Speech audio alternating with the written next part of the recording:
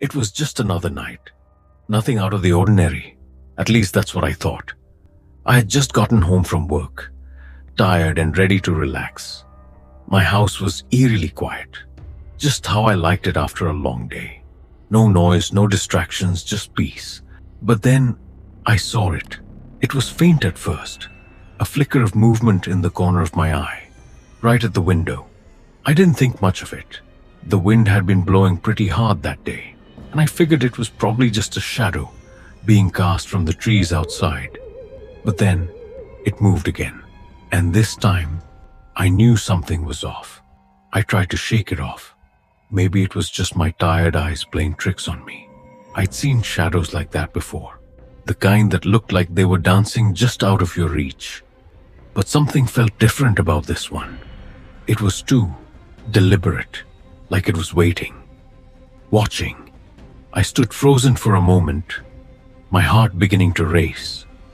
I peered out through the curtains, trying to see more clearly. There was no one there, not a soul. The yard was empty. No trees close enough to cast such a defined shape. Yet, the shadow in the window, it didn't move. It was as if it knew I was looking, as if it knew I could see it now. My hand shook as I slowly reached for the door. I didn't want to check. I didn't want to know. But my feet moved on their own, pulling me toward the window, pulling me closer to whatever this thing was. With every step, my mind raced through every possibility. A trick of the light? An animal passing by? Maybe a reflection from something else? I was too scared to open the window fully, so I lifted the curtain just enough to peek through. Nothing. But the shadow? It was still there. The same shape. The same presence. It hadn't moved. Hadn't shifted. I felt a cold chill creep up my spine. And then, right as I was about to pull away from the window, it moved. Slowly, deliberately. As though it was aware of me watching. As if it was making sure I knew it was there. I backed away from the window, my heart pounding in my chest. My mind screamed at me to leave, to just walk away and pretend I hadn't seen anything. But something pulled me back. Maybe it was fear, maybe curiosity. But I couldn't stop myself. I stepped back toward the window, trembling now. I braced myself, took a deep breath, and there, in the reflection of the glass, I saw it. A figure, standing right behind me. But when I turned around, no one was there. The shadow in the window, it had moved again. This time, it was closer, almost as if it had been following me. But when I looked, I was alone in the room. I've never figured out what it was. Some say shadows can be tricks of the light. Others say it's something more, something that doesn't belong. But me, I don't look at that window the same way anymore. Every time the sun sets, I wonder if it's waiting for me again. I wonder if it's still watching, waiting. Maybe next time it won't be a shadow. Maybe next time it'll be something else. Something I'll have to face. You ever had that feeling where something's not right? You don't know exactly what it is, but you feel it in the pit of your stomach? That's how it all started. The day she disappeared. Her name was Olivia. We met in college, became roommates in the dorms. And after graduation, we decided to share a place together. Nothing out of the ordinary. Or so I thought. The first few months were normal. Roommates bickering over chores, late-night movie marathons, talking about our hopes and dreams. But then one morning, I woke up to an empty apartment. At first I thought she'd just gone out. I didn't think much of it. But hours passed. Still nothing. No text. No call. I figured I'd give her space. Maybe she was at a friend's. But that night, when I came back home, her stuff was gone. Like completely gone. No suitcase, no clothes, no notes, just gone.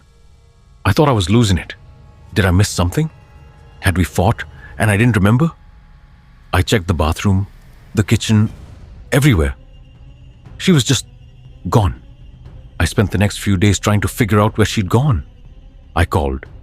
I texted. I even asked mutual friends. No one had heard from her. It was like she vanished off the face of the earth. But then, things started happening. Little things at first, small noises, objects out of place, the kind of thing you could brush off as your imagination. Until it wasn't.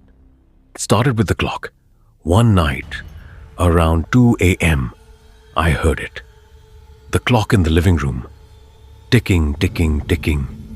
Then it just stopped. I thought it was weird, but I didn't think much of it. The next day, I noticed the clock was back on, still stopped at 2 a.m. That's when I heard the scratching. It was faint at first, but it was there, like something or someone was trying to claw their way out of the walls. Every night, it got louder. I figured it was just old pipes or rats or something. But the more I looked, the weirder it got. One night, I found something, a message, written in the dust on the floor of Olivia's old room. It said, "I didn't leave. I couldn't even breathe when I saw it." How was that possible? It felt like she was still here, still with me.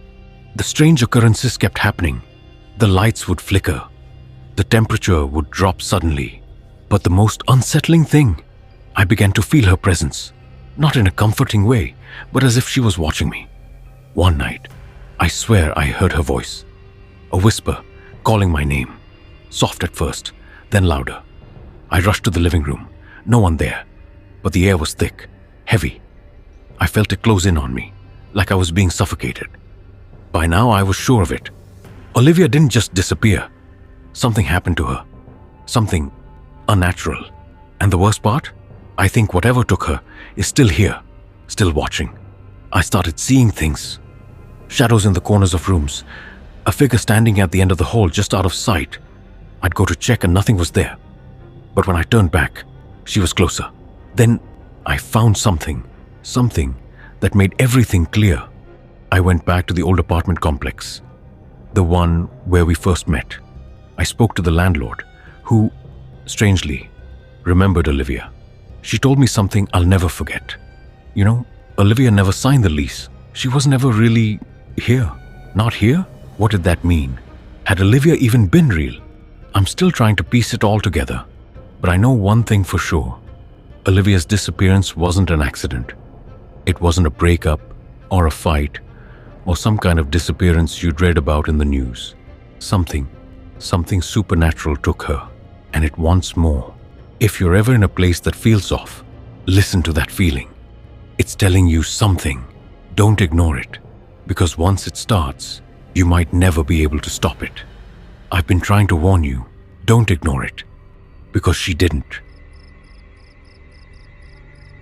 You ever hear something in your house and for a moment, you wonder if you're just imagining it? Like a creak, a whisper, or a soft footstep. Something that doesn't quite belong. But what if it wasn't your imagination?